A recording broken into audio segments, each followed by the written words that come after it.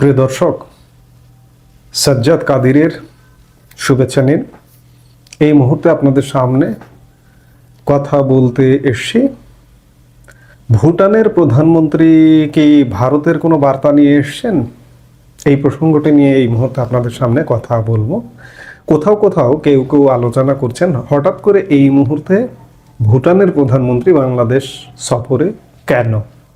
এটাকে যদি খুব পেঁচিয়ে দেখেন তাহলে কেন এই প্রশ্নটা আসবে, কিন্তু আসলে আমার কাছে খুব পেঁচানো দেখার মনে হচ্ছে না। কারণ ভুটানের প্রধানমন্ত্রী ভারতের বার্তা নিয়ে আসবে কেন? তার আগে ভুটান কি সেটা একটু দেখা দরকার। ভুটান বেশ খানিকটা বলা যায় ভারত নির্ভর একটা দেশ। ভুটানের অর্থনীতি ভারত নির্ভর, ভুটানের চলা ভারত নির্ভর, ভুটানের সবকিছুই বলা যায় ভারত নির্ভর। শুধু একটি উদাহরণ দেব, ভারতীয় রুপি পর্যন্ত ভুটানে চলে। এই হচ্ছে ভুটান। ভুটান বাংলাদেশের খুব কাছের একটা বন্ধু কূটনৈতিকভাবে, এবং ভুটান বাংলাদেশকে প্রথম স্বীকৃতি দেয় 4 ডিসেম্বর 1971। তবে এখানেও প্রশ্ন আছে যে ভুটান কি আসলেই স্বীকৃতি দিল নিজে থেকে, নাকি দেওয়ানো হলো কূটনৈতিক কারণে? ভারত কি ভুটানকে দিয়ে আগে স্বীকৃতি দিল, দিয়ে তারপরে 6 ডিসেম্বর ভারত স্বীকৃতি দিল? এমন প্রশ্নও কিন্তু আছে।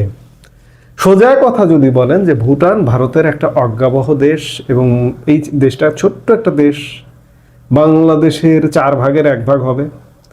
কেউ কেউ বলে 38,000 বর্গ কিলোমিটার, মতান্তরে এটা 46,500 বর্গ কিলোমিটার। বাংলাদেশের 4 ভাগের 1 ভাগ আয়তন সম্পন্ন একটি দেশ, এবং এই দেশের জনসংখ্যা, এটা আসলে পাহাড় পর্বত বন জঙ্গলে এই অঞ্চলের সুইজারল্যান্ড নামে পরিচিত, এবং এর 70 ভাগ দুর্গম বনভূমি, যার দারুণ এখানে লোক সংখ্যাও কম। আমাদের একটা জেলার জনসংখ্যার চেয়েও কম, কোনো কোনো ক্ষেত্রে বলা যায় অনেক বড় জেলার চেয়েও আমাদের এই ভুটানে জনসংখ্যা কম, মাত্র 8 লাখ সামথিং জনসংখ্যা। এখানে সেনাবাহিনী বলতেও তেমন কিছু নেই। এখানে সেনাবাহিনী খুব ছোট্ট একটা 8-10 হাজারের একটা বাহিনী আছে। অনেক সময় আমাদের দেখা যাচ্ছে একটা বা দুটো জেলা পুলিশে এর থেকে বেশি পুলিশ সদস্য সংখ্যা থাকে। কাজেই ভুটান অর্থনীতিতেও অত্যন্ত দুর্বল একটি দেশ, পৃথিবীর দারিদ্রতম একটা দেশ বলা যায়। এখানে শিল্প নাই, আছে কুটির শিল্প আছে, কুটির শিল্প এবং কৃষি। তবে এখানে জলবিদ্যুৎ আছে, যে জলবিদ্যুৎ চুক্তি কদিন আগে প্রায় 1000 মেগাওয়াটের বেশি বিদ্যুৎ আমদানির জন্য ভারত, এই যে গত 11 নভেম্বর প্রধানমন্ত্রী নরেন্দ্র মোদী ভুটান সফরে গিয়েছিলেন, ভুটানের প্রাক্তন রাজার জন্মদিন উপলক্ষে সেখানে বিদ্যুৎ আমদানির চুক্তি করেছে। এই ধরনের কিছু বিষয় আছে যেগুলো দিয়ে ভুটান বেঁচে আছে, চলে যাচ্ছে।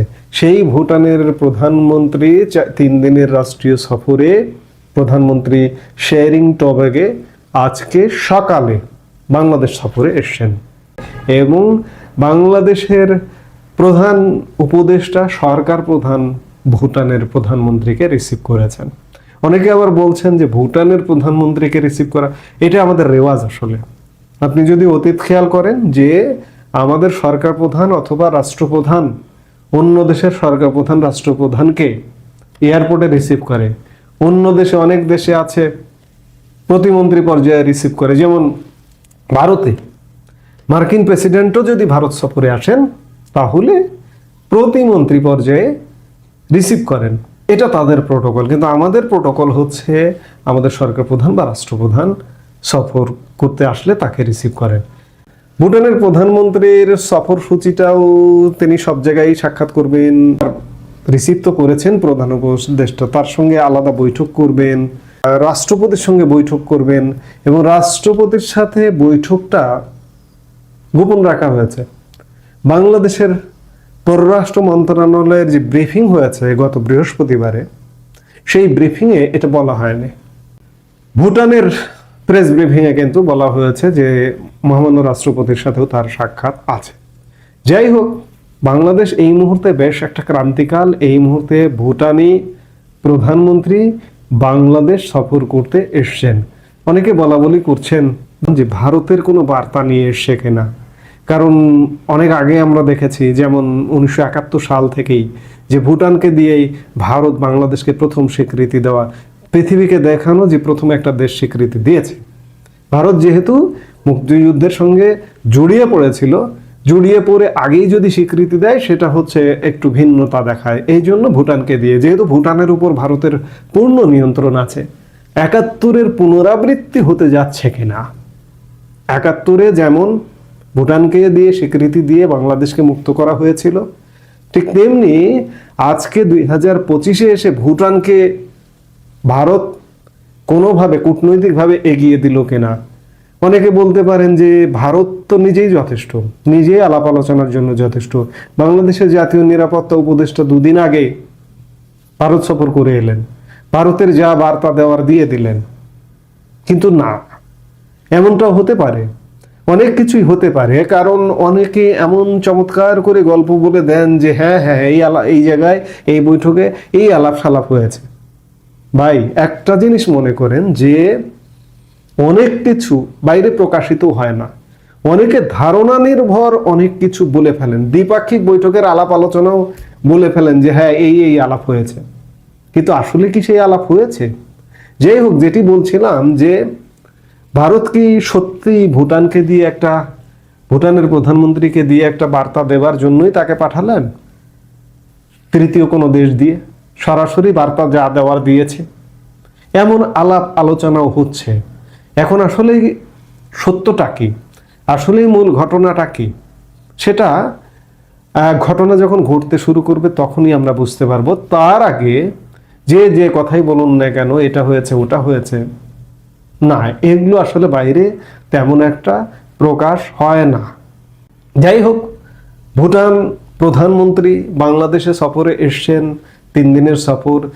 3 দিনের সফরে তাকে যথেষ্ট সম্মান দেওয়া হচ্ছে, স্বাভাবিক ব্যাপার। সে 8 লাখই দেশের প্রধানমন্ত্রী হলেও একটি দেশের প্রধানমন্ত্রী, সেই সম্মান তাকে দেওয়া হবে। লাল গালিচা সম্বর্ধনা, গার্ড অফ অনার, জাতীয় স্মৃতিসৌধে সম্মাননা জানা, এবং সেই স্মৃতিসৌধে তার সাথে কমপক্ষে 2 জন উপদেষ্টাও গেছেন। অর্থাৎ ব্যাপক একটা সম্মান, ব্যাপক একটা কিছু, ব্যাপক একটা আড়ম্বরপূর্ণতা ভুটানের প্রধানমন্ত্রীর বাংলাদেশ সফর।